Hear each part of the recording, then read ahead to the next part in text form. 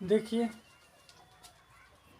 Class 10th जो कि NCERT गणित क्लास 10th प्रश्नावली 1.1 का क्वेश्चन नंबर 1 सॉल्व किए थे। अब जो है ये क्वेश्चन नंबर दो देखिए क्वेश्चन नंबर 2 में क्या कहता है। क्वेश्चन नंबर 2 में कह रहा है दर्शाइए कि कोई भी धनात्मक विषम पूर्णांक 6q+1 या 6q+3 या 6q+5 के रूप का होता है जहां q कोई पूर्णांक है। तो देखिए इसको किस प्रकार से हल करेंगे। पहले यहां पर लिखेंगे माना कि ये कोई धनात्मक पूर्णांक है।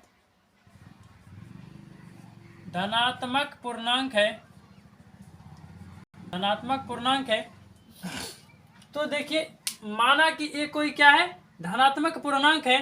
तो उसके बाद देखिए यहाँ पर लिखेंगे भाजक बराबर कि भाजक कितना हो जाएगा। देखिए भाजक में सिंपल सी बात है, भाजक अगर पूछेगा तो क्या होता है, बी का जो आंसर होता है वो भाजक ही होता है। जैसे करेंगे a बराबर bq+r, तो इसमें देखिए भाजक अगर पूछ रहा है यहाँ पर चेक कर लेंगे क्या है, 6q है, फिर 6q है।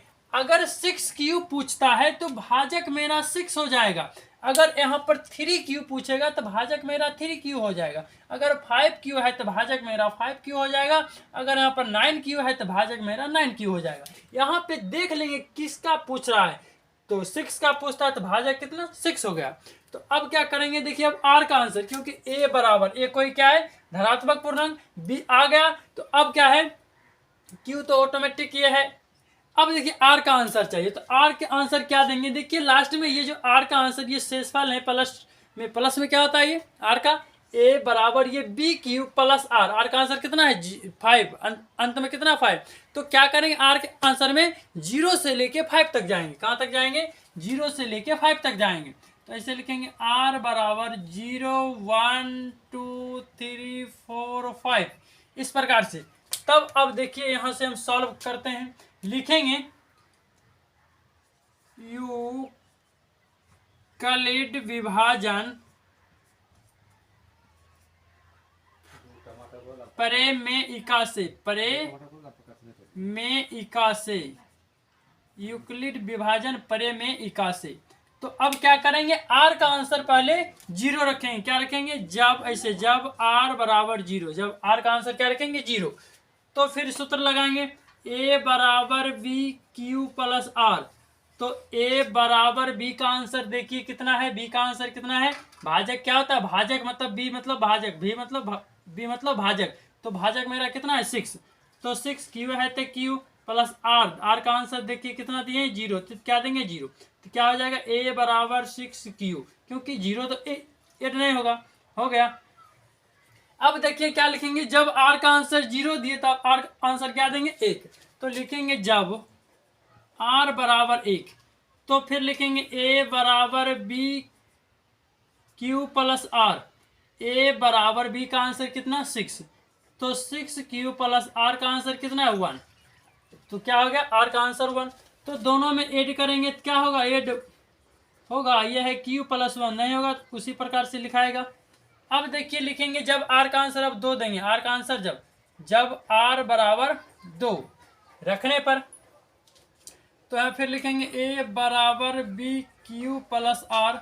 तो a बराबर b का आंसर कितना है 6, तो 6q+r का आंसर 2, r का आंसर 2, फिर इसमें ऐड नहीं होगा, a बराबर 6q+2 वही। अब फिर क्या करेंगे, r का आंसर कितना देंगे 3। तो लिखेंगे जब r बराबर 3 रखने पर, तो क्या हो जाएगा a बराबर bq+r। तो a बराबर b का आंसर पहले पता है, b का आंसर कितना 6, तो 6q+r के स्थान पर क्या है 3, तो 3 देंगे। a बराबर 6q+, इसमें ऐड करेंगे तो ऐड नहीं, उसी प्रकार लिखाएगा। अब क्या करेंगे, जब r का आंसर 4 देंगे, तो लिखेंगे जब r बराबर 4 रखने पर क्या होगा, a बराबर bq+r, a बराबर हो जाएगा 6q+r का आंसर कितना है 4, तो इसमें ऐड करेंगे a बराबर 6q प्लस 4, क्योंकि ऐड नहीं होगा। अब देखिए लास्ट में r का आंसर कितना है 5, तो रखेंगे जब r बराबर 5 रखने पर क्या हो जाएगा, a बराबर b q plus r, a बराबर 6, क्योंकि b का आंसर ही 6 है, क्या लेंगे 6q प्लस r का आंसर कितना है 5, तो 5, a बराबर 6q प्लस 5 हो गया। इस प्रकार से अब देखिए यहाँ पर पूछता क्या है, क्वेश्चन में पूछ रहा है धनात्मक, कोई भी धनात्मक विषम पूछ रहा है, कौन सा विषम, धनात्मक विषम पूर्णांक 6q प्लस 1 या 6q प्लस 3 या 6q प्लस 5, क्या पूछता है यहाँ पे विषम पूछ रहा है, क्या पूछ रहा है विषम। तो विषम पूछता है तो इसमें हम क्या लिखेंगे, विषम क्यों लिखेंगे, जैसे यहाँ पर देखिए 6q यहाँ क्या है सम, 6q प्लस 2 क्या हुआ सम, 6q प्लस 4 क्या है सम संख्या। तो हम सम तो पूछता नहीं है, तो क्या यहाँ पर पूछ रहा विषम, तो सबसे फर्स्ट हम सम संख्या को यहाँ पर लिखेंगे इस प्रकार से, ये 6q लिखेंगे 6q, फिर लिखेंगे ये सम संख्या का 6q प्लस 2 या 6q प्लस 4, ये क्या है 6q, ये हुआ 6q प्लस 2 6q प्लस 4, एक सम धनात्मक पूर्णांक है, क्या है सम धनात्मक पूर्णांक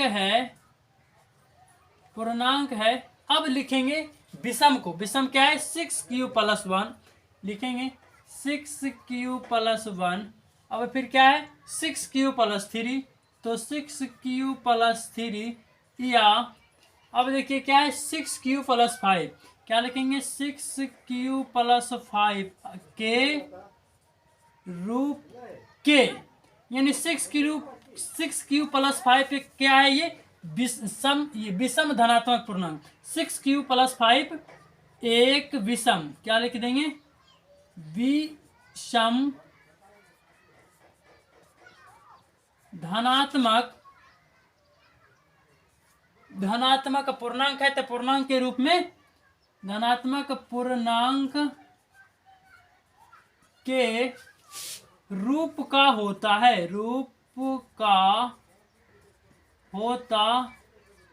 है,